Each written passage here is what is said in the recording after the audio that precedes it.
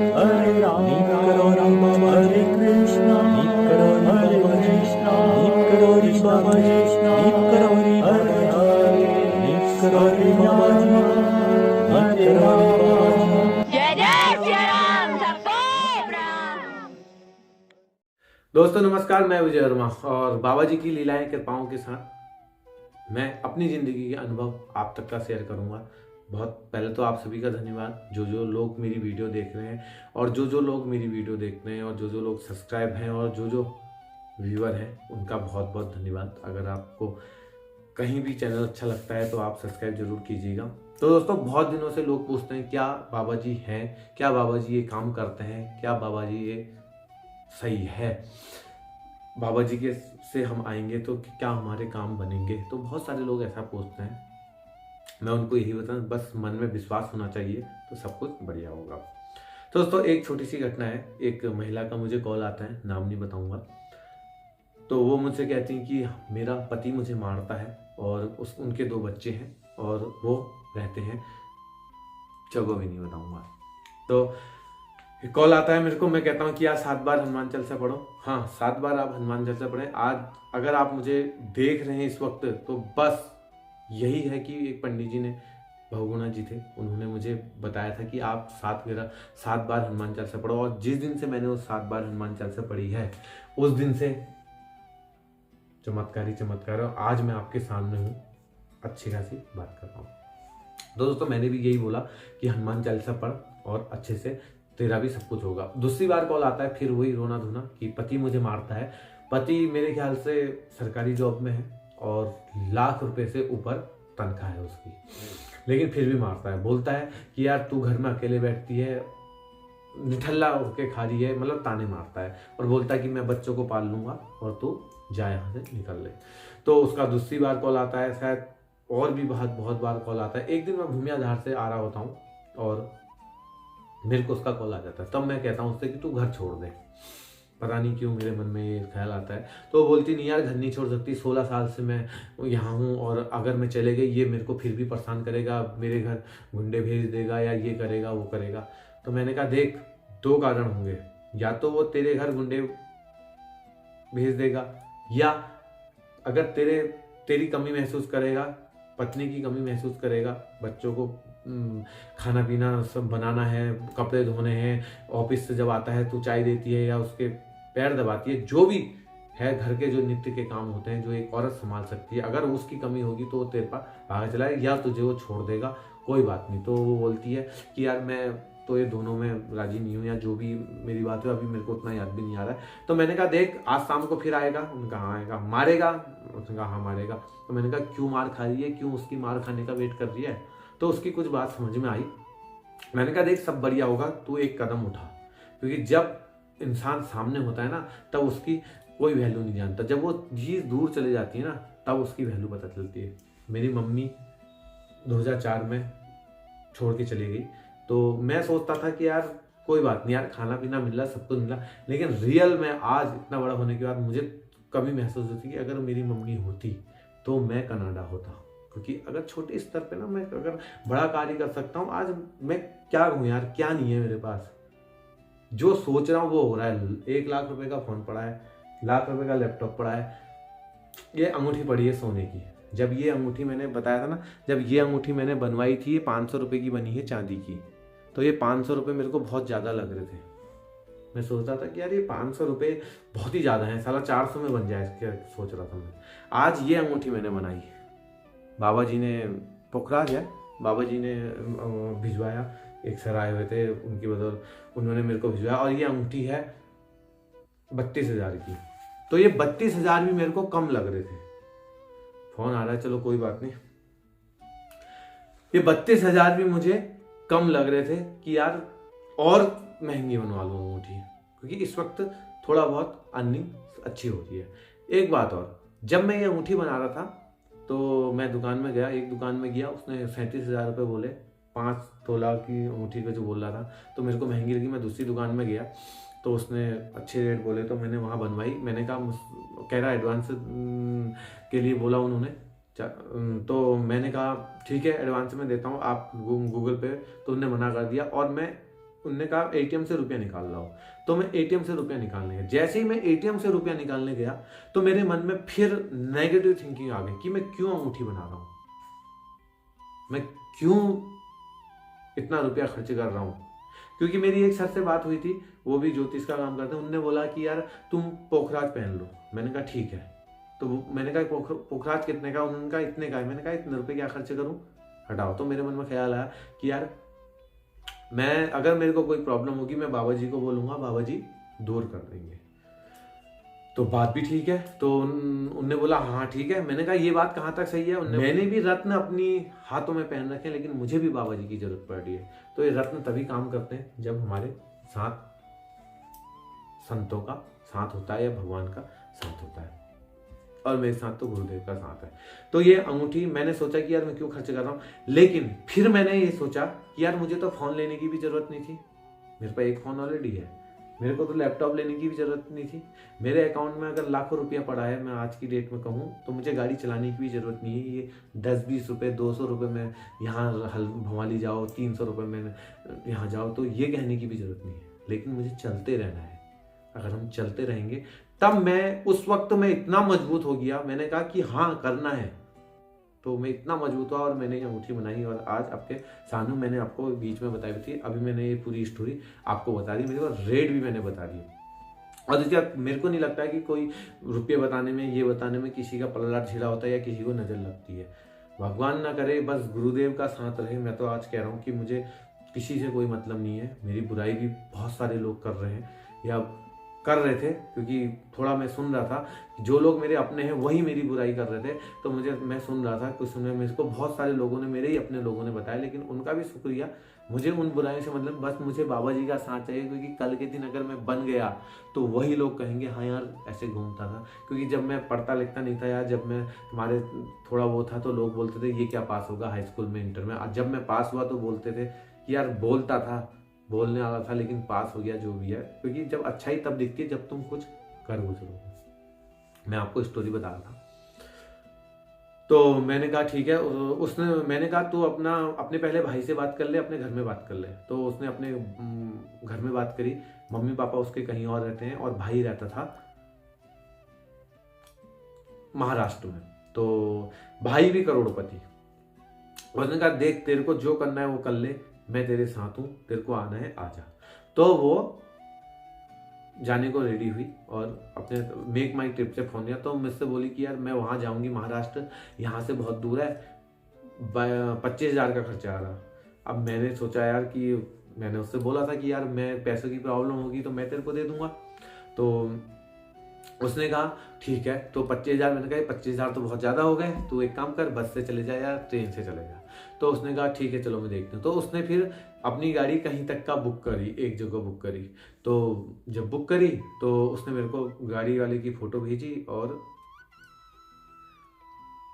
गाड़ी की फ़ोटो भेजी। गाड़ी प्राइवेट थी, है प्राइवेट गाड़ी आ गई है, और पता नहीं किस ट्रैवल एजेंसी से बुक करी, मेरे को नहीं पता। तो मैंने उसको फ़ोन मिलाया, मैंने कहा इस गाड़ी में मत जाना क्योंकि ये प्राइवेट गाड़ी है, कोई टैक्सी गाड़ी लेना। तो जब मैंने जैसे ही फ़ोन मिलाया तो मुझसे बोलती कि मैं इतने किलोमीटर आगे पहुंच चुकी हूँ और अब सब कुछ ठीक है। मैंने उसको उचित बताना अच्छा नहीं समझा कि यार प्राइवेट गाड़ी में मत जा करके। तो मैंने कहा चल अब चले गई तो चलने दे। तो दोस्तों कभी भी आप प्राइवेट गाड़ी में सफ़र करते हैं तो उसमें थोड़ा रिस्क होता है, वो आप खुद जानते हैं। टैक्सी गाड़ी में थोड़ा इंश्योरेंस थोड़ा सिक्योर होती है। तो उसके बाद अब इतनी बात हुई तो मेरे को यहाँ डर लगनी स्टार्ट हो गई कि इसकी लास्ट कॉल मेरे साथ थी। मैंने इससे बोला कि यार तू घर छोड़ के चले जा, और ये अपना घर छोड़ के चलेगी। अगर इसका वो ड्राइवर कुछ करता है या यही कुछ हो जाता है या एक्सीडेंट हो जाता है तो मैं पूरा फंसूंगा, नेकी कर नदिया में डाल, कुछ इस प्रकार से। अब मेरे को इतनी डर लगने लग गई, अब मैं यहाँ डरने लग गया, कांपने लग गया, मेरा अजीब ही होने लगा। तब मैंने बाबा जी को हाथ जोड़ा। मैंने कहा बाबा जी आप पे समर्पित हूँ, मैं अगर कुछ गलत करता हूँ तो आप संभालो, अगर मैं कुछ अच्छा करता हूँ तो मेरे को वाहवाही नहीं चाहिए, आप उसको ही संभालो। तो मेरा ये कहना, उसके बाद फिर 1-2 भक्तों की कॉल आई, मैं उसमें खो गया और मैं पूरा निश्चिंत हो गया। मैं उस पल को ही भूल गया कि मैंने किसी को घर से भगा दिया है, मैंने किसी को ये बोल दिया, मैं उसको पूरा भूल गया। अब दूसरा दिन बीता, क्योंकि 22 घंटे लगते हैं उसको वो यहाँ से महाराष्ट्र जाने में। तो वो महाराष्ट्र, जैसे ही वो महाराष्ट्र पहुँचने वाली थी तो मैंने कॉल मिलाया, मेरे को थोड़ा जरा दूसरे दिन जब याद आई तो मैंने कहा, फिर डर स्टार्ट हो गई। उसने फ़ोन नहीं उठाया, दूसरी बार कॉल उसने फ़ोन नहीं उठाया, फिर उसका फ़ोन आया तो वो फ़ोन उठाती ये बोलती है कि मैंने कहा सही तरीके से पहुँच गई, तो बोलती कि मेरे बगल में तो बाबा जी बैठे हुए थे, मुझे तो ऐसा लग रहा था।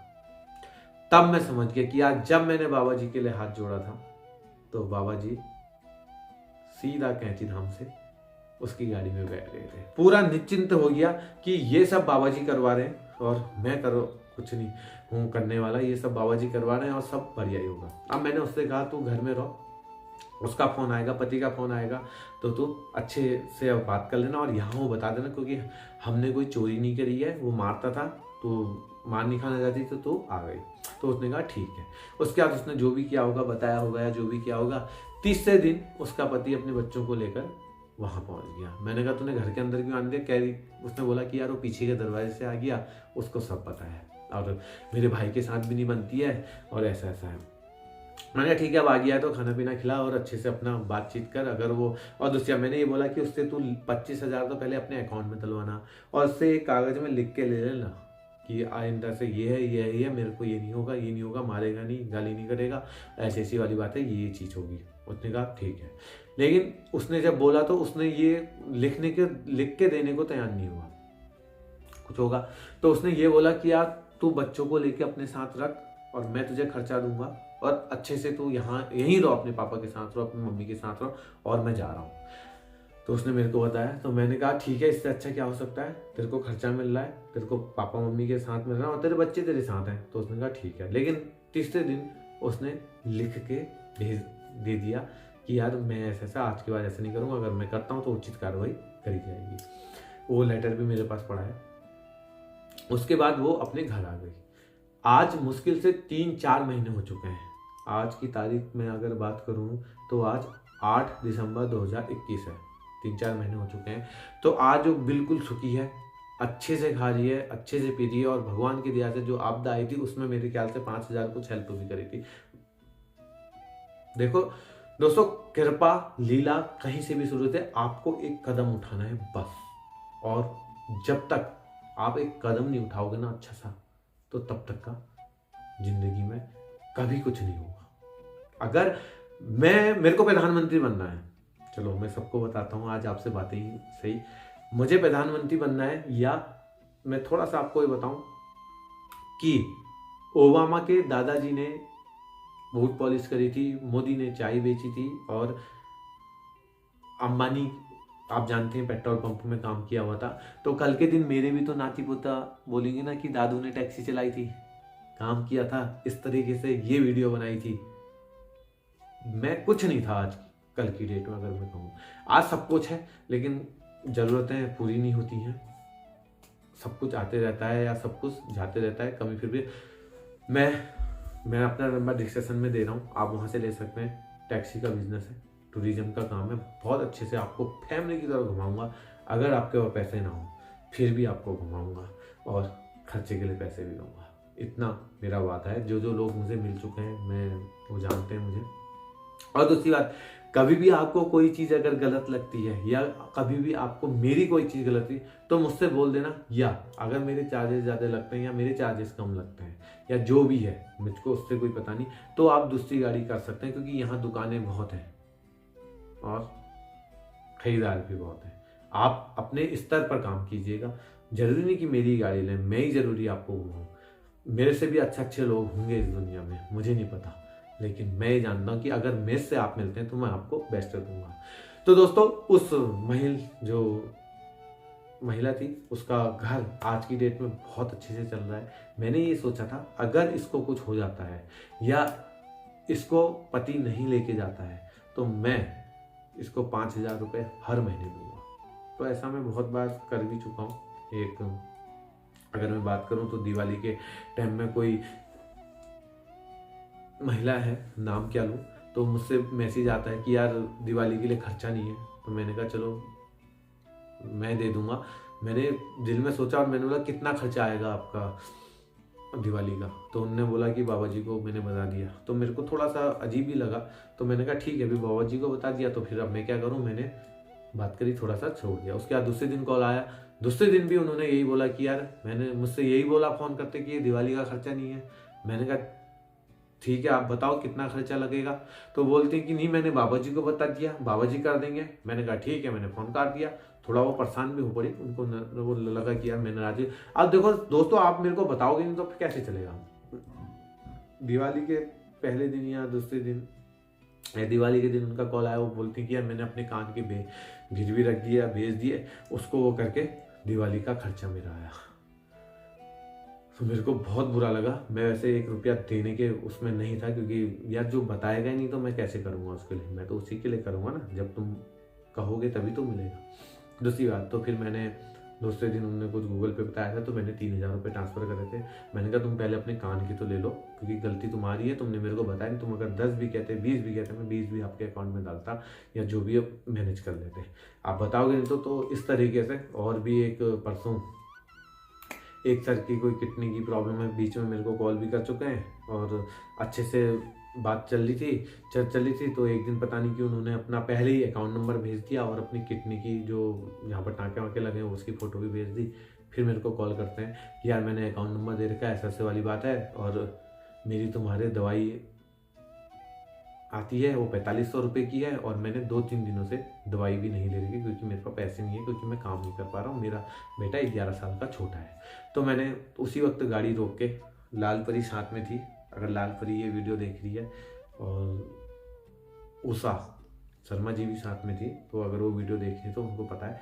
तो मैंने गाड़ी रोकी और 5000 रुपये ट्रांसफ़र करे, और अच्छे से अब उनका जो भी चल रहा होगा, क्योंकि दोस्तों मैं तो थोड़ी रूप में, कोई भी इंसान किसी का पूरा भला नहीं कर सकता ना। आप ही को बीज दे सकता हूँ, आप उसको बड़ा कर सकते हैं, जिस स्तर पर भी काम कर सकते हैं। ऐसे बहुत सारे लीलाएं कृपाएं हैं। एक लड़के का कॉल आता है कि ये मेरे भाई ने मुझे धोखा दे दिया, 29,000 रुपये कुछ फीस है, और उसके बाद मैंने 20,000 दे रखे, 9,000 अभी बचे हैं। 3 दोस्तों को बोल रखा है, कोई बोल रहा है आज दूंगा कल दूंगा, कोई फ़ोन नहीं उठा रहा है, कोई कह रहा है मैं दूंगा लेकिन अभी कुछ रुक के दूंगा, ये दूंगा वो दूंगा। तो मैं चाह रहा था कि 9 के 9,000 रुपये उसे दे दूं, लेकिन मैंने पता नहीं क्या हुआ, तो मैंने उसका गूगल पे पूछा और 6,000 रुपये उसके उसमें ट्रांसफ़र करे। मेरे को उसका नाम भी नहीं पता, और मैं याद भी नहीं रखता, क्योंकि दोस्तों मैं जो ये कर रहा हूँ, मैं सिर्फ, मेरे को इतना पता है कि ये पैसा अगर पात्र के पास जा रहा तो भी अच्छा है, कुपात्र के पास जा रहा तो भी अच्छा है। बस मेरा दिल इसलिए खुश है कि मैं दे रहा हूँ, ले नहीं रहा हूँ किसी से। सबसे बड़ी बात यह है कि मैं दे रहा हूँ, ले नहीं रहा हूँ। ऐसी बहुत सारी चीजें। परसों एक दीदी आई थी, नाम क्या लूँ, वीडियो मैंने दे रखी है। तो जब मैंने फ़ोन किया तो मैं थोड़ा गुस्सा हो गया, तो मुझसे बोलती है कि यार हमें राती को तो रुकना है, दिन में मेरे को तुम्हारे घूमना है, हम क्या करेंगे, एक ही रात तो रूम में। तो दोस्तों कैंची धाम में जो रूम है 1200, 1500, 1800, 2000 रुपये, 2500 रुपये, 3000 रुपये, इतने तक के आपको रूम मिलेंगे। कोई 100-200 में रूम नहीं मिलना है, कोई 1000 रुपये में तक रूम नहीं देने को तैयार है कोई। अगर आप नहाने धोने की भी सोचते हो तब भी आपको 700 से 1200 रुपये लगेंगे। और मैं बहुत सारे होटल हैं, सभी होटल, क्योंकि दोस्तों जब एक बार आप होटल के अंदर घुसते हो तो उसको क्लीन करने के लिए फिर से वही काम करना पड़ता है, इसलिए चार्जेस ज़्यादा हैं, या जो भी आप समझ सकते हैं। अगर आप आते हैं तो पैसे का बैलेंस जरूर बना के आए। तो वो दीदी मुझसे ऐसा बोलती कि यार एक ही रात तो रुकना है, ये है वो है। मैंने कहा इतना रुपया लगेगा जो मैं यहाँ के चार्जेस था। तो बोली चलो ठीक है। मैंने कहा गाड़ी का इतना लगेगा, ठीक है। तो उसके बाद जब वो होटल ले गए तो कसम से उनको पूरा दिन घुमाना था मैंने, और वो मुझसे बोलते हैं कि नहीं हम नहीं घूमेंगे, और उन्होंने होटल तक नहीं लिया। 1500 के कमरे को 1200 करने लगे, 1200 के कमरा उन्होंने नहीं लिया, या जो भी किया पता नहीं, उनकी डिस्चार्ज चल रही। मेरे को वो चीज़ थोड़ा अच्छी नहीं लगी। मगर जब मैंने शुरू में बता दिया है तो उसी प्रकार से बजट बना के आओ ना। मैं भी तो आपके लिए सेवा में लगाऊं, मैं भी तो वहाँ रूम बुक करता हूँ। आप लोग तो आते हो, उस रूम को सवेरे लो या ना लो मुझे नहीं पता, लेकिन मैंने तो रोज वहीं जाना है ना। होटल वाला तो मुझसे ही बोलेगा ना कि यार तुमने रूम बुक करा था, हालांकि मेरी कोई गलती नहीं है। तो उन्होंने रूम नहीं लिया। मैंने कहा भी छोड़ो यार, तुम्हारा अपना आराम करो, जहाँ तुमको रूम लेना है वहाँ रूम ले लो, और मुझे कोई मतलब नहीं है इससे यार, तुम अपना रूम लो और मैंने तुम्हें छोड़ दिया है, कल सुबह मैं आऊँगा, आपको 4 धाम की यात्रा कराऊंगा। ये है उसमें भी कन्फ्यूज उनके मुक्तेश्वर भी जाना था, घोड़ाखाल भी जाना था, नैना देवी टेम्पल भी जाना था, 4 धाम की यात्रा भी करनी थी, सोमवारी बाबा भी जाना था। कुछ एक दिन में इतना सब कुछ नहीं, 3 दिन का काम है पूरा। अगर आप सही तरीके से विजिट करते हैं तो जाके छू के आ जाना। मैं तो दिन भर गाड़ी चलाते रह जाऊंगा और तेल खर्च हो जाएगा, पैसे मांगूंगा, पैसे लोग देते नहीं है। तो मैं उनको छोड़ के आ गया। दूसरे दिन मैं गया तो मुझे वहाँ थोड़ा ज़रा पता चला कि यार वाकई में ये लोग थोड़ा गरीब है या जो भी है। तो थोड़ा सस्ता वहाँ होटल में हो ही गया था, करवा दिया था मैंने, और वो होटल के ओनर ने कर दिया था सस्ता। जो चीज़ बहुत महंगी थी वो चीज़ सस्ते में दे दी थी। मैंने कहा कोई बात नहीं, देख मैंने ये बोला कि यार अगर हम किसी को 100 की चीज़ 10 रुपये में देंगे तो वो फिर भी उसका पूरा नहीं होगा। क्यों? क्योंकि उसके 10 रुपये जायज़ हैं, उसको पता ही नहीं है कि कितनी चीज़ क्या महंगी है करके। तो मैंने कहा देख फ्री करना बहुत अच्छा है। तो मैंने कहा मैं तो गाड़ी के पैसे नहीं लूँगा। मैंने वो वीडियो भी डाली है। और जब यहाँ आए और मैंने 4 धाम की यात्रा कराई और अच्छे से मैंने विजिट कराया, अच्छे से उन्हें छोड़ा और 1 रुपया नहीं लिया। और मैं अपना किसी काम में, फिर मेरे को दूसरी जगह जाना था और मैं काम में चला गया। तो दोस्तों उसके बाद थोड़ी देर में मैंने कॉल किया तो मुझसे मैं बोलती कि यार पैसे लेने तो आ जाओ। तो मैंने कहा यार पैसे तो मैं, कौन कहता है कि मैं पैसे लेता हूँ, भैया मैंने किसी से आज तक पैसे, रंगीला सौदागर है, निःशुल्क में चलता है या जो भी है। मैंने बोला तो रोने जैसा लग गई। बोलती तुमने मुझे ऋणी बना दिया, मैं एक रिश्ता लेके जा रही हूँ और ऐसे।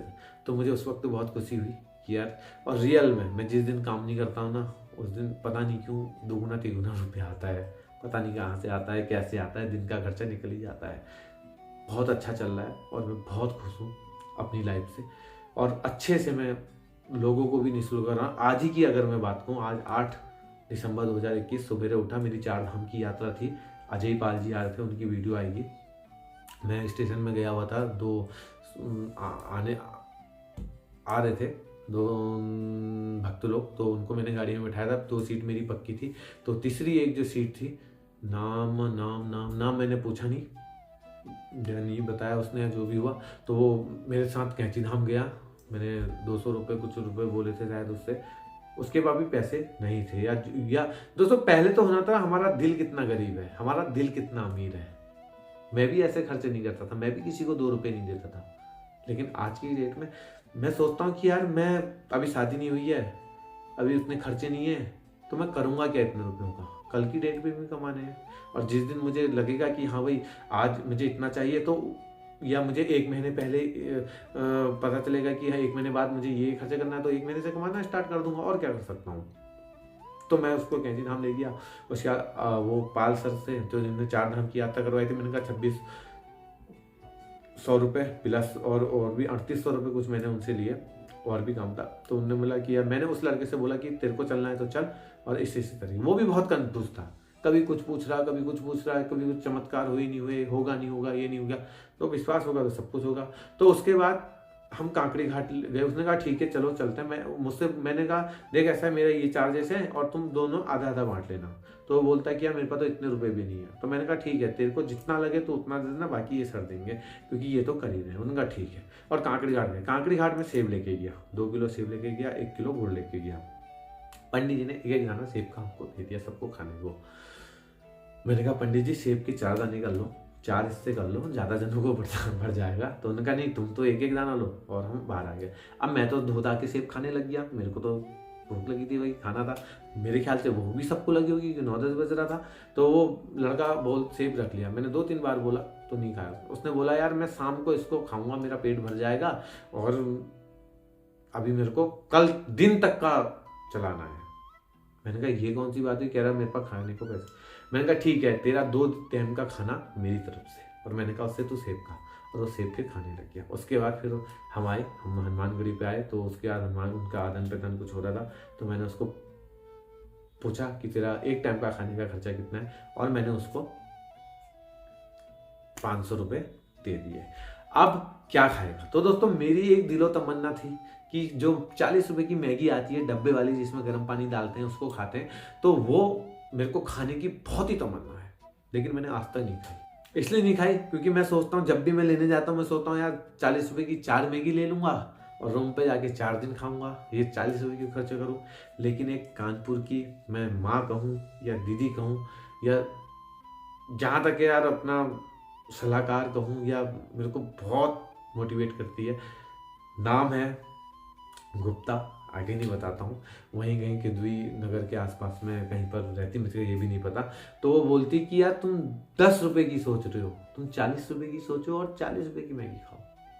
तो मेरे को वो चीज़ बहुत अच्छी लगी, तो यही मेरे को याद आया। मैंने कहा तू खाएगा क्या, मैंने कहा देख इस 500 रुपये में वो 40 रुपए की मैगी जरूर खा लेना यार, इतना कर देना मेरे लिए। तो उसने कहा चलो ठीक है मैं ये जरूर करूँगा या जो भी है।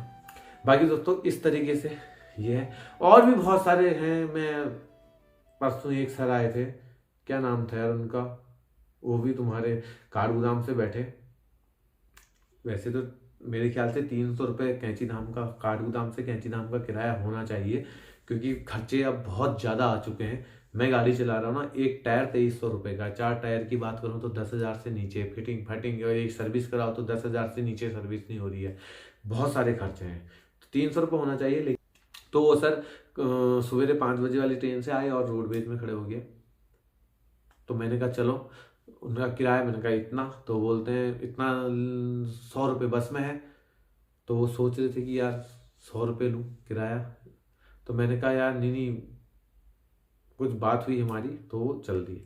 तो जब गाड़ी में मैं चला रहा था तो मुझसे उन्होंने पूछा और मेरी बातचीत हुई उनसे, तो मैंने पूछा तुम क्या करते हो, तो बोलते यार लॉकडाउन से मैं खाली हूँ और कुछ नहीं कमा रहा हूँ, बेरोजगार हूँ, ये हूँ। अब मेरे को थोड़ा सा अजीब हो गया, मैंने कहा अब मैं इस भाई से पैसे नहीं लूँगा। और मैं वहाँ गया, मैंने पैसे नहीं लिए और उसके बाद मैंने मिठाई का डब्बा भी मैं सारे वक्तों को देता हूँ, अगर वो मेरी वीडियो देख रहे हैं तो उनके लिए काम की बात आने वाली है। मैं मिठाई का डब्बा देता हूँ, मैंने उनको मिठाई का डब्बा भी दे दिया। मैंने कहा मेरी तरफ से पैसा ले जाओ। उसके बाद उनका 2-3 बार मेरे को कॉल आई। मैं वैसे तो बिजी नहीं रहता हूँ, अपने को खाली समझता हूँ, लेकिन फिर भी उनकी कॉल आई, मैंने काट दिया फ़ोन। क्योंकि कोई भी बंदा यही बोलेगा कि यार तुम्हारा धन्यवाद, तुम्हारा ये, तुम्हारा वो, तुम्हारा बहुत अच्छा लगा, ये लगा। तो मुझे अब वो सुनने, क्योंकि कान बहुत इन चीज़ों को सुन चुके हैं, तुम अच्छा कार्य कर रहे हो, तुम ये कर रहे हो। तो देखो अच्छा कुछ नया बोलो। तो मैंने 2-3 बार फ़ोन काट दिया था। वो बोल रहे कि तुमने बात ही नहीं करनी है, तो ये है, मुझे अपना गूगल पे नंबर दे दो, मैं ये करूँगा। शायद उन्होंने पेटीएम में कुछ रुपए करे भी। तो दोस्तों मैं एक चीज़ बता दूँ, आप अपने मन से जितना भी रुपया करोगे या जितना भी रुपया करते हो तो वो शायद मेरे किसी काम का नहीं है। तुम, दूसरी बात, उस लम्हे को वो इंसान नहीं ला सकता, उस लम्हे को मैं नहीं ला सकता हूँ जिस वक्त आप गुजर रहे हो उस चीज़ से। अगर मेरे को अभी 2 रोटी की ज़रूरत है और मैं 2 रोटी उस वक्त कोई दे देता है तो वो सबसे बड़ी अहमियत है। फिर चाहे कल के दिन मैं भूखे रहूं या खाऊं या पीऊं, क्या कोई मेरे रोटी का ढेर लगा दे, मुझे उन रोटियों की कोई ज़रूरत नहीं। इतना आप ये देखिए, कभी किसी को बेमतलब कोई भी रुपया ना दीजिए और ना ही किसी को कुछ कीजिए। मैं तो कह रहा हूँ मेरे को भी मत देना, मैं फिर भी आपकी सेवा। देखो एक खुला मैंने बोला है वीडियो में कई बार कि मैं निःशुल्क आपको विजिट कराऊंगा, आप आइए। ये किसी टैक्सी वाले ने, मेरे को नहीं लगता कि कोई 2 रुपये भी किसी को देता होगा या 2 रुपये भी किसी के लिए छोड़ देता होगा। मैं इतना जानता हूँ कि मैं सही कर रहा हूँ या मैं गलत कर रहा हूँ, बस मैं दे रहा हूँ, मैं ले नहीं रहा हूँ, इतना मुझे पता है। आज मैंने पिक्चर देखी तो बहुत मेरे को उससे वो हुआ कि यार कल के दिन मैं भी सेवा करूँगा। मेरे पोस्टर छपने वाले हैं, मैं पोस्टर छाप रहा हूँ और उसके बाद फिर सब जगह लगाए जाएंगे वो पोस्टर, और देखो आपको भी देखने को मिलेंगे। ठीक है दोस्तों, मैं और भी बहुत सारी चीज़ें हैं लाइफ में मैं बताना चाहता हूँ लेकिन मैं बता नहीं पा रहा हूँ। बहुत बहुत धन्यवाद आपका और बहुत बहुत प्यार यूं ही आप मेरे को देते रहिए, मैं आपका आभारी रहूँगा। करते हैं वीडियो को मंगल, सब्सक्राइब जरूर कीजिएगा चैनल। जय नीम करोरी बाबा जी, जय।